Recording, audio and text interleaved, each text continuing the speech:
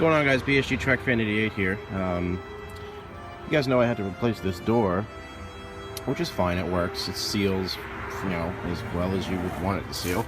Gets a little wet down here. I'm probably gonna end up sanding a little bit down here and putting a fresh coat of paint. It's just the back. I don't really care about it as long as it doesn't rust away.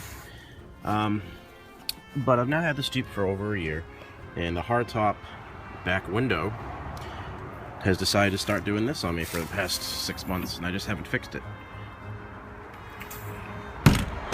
Now, I didn't show you, but I've already taken the liberty of looking at the arms. This one is fine, within reason. This one over here, however, doesn't do shit. So, we're going to replace it. Alright, I'm going to show you how to do it. So I've used my scraper for snow as a temporary holder, if you will, because it's going to hit me in the head. Basically, this guy has to come off, so I'm going to take it off because I need to do it with hands, and I'll show you what it looks like afterwards, okay? So I've popped the cover off using a flathead screwdriver. Be gentle with it, but it is going to take some force. And all you should have to do is simply twist and pull, like an arm socket. Okay, now,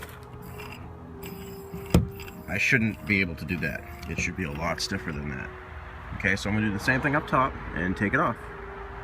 Alright, I've put the new one in. It was very difficult to move by hand, but I had to straighten up the tailgate, or the glass, whatever you want to call it, to put it on. So now, that one's fine. I retested it. It's fine for now. I might replace it, but it's like 20 bucks a pop for these things. So now if I shut it, shuts. Now,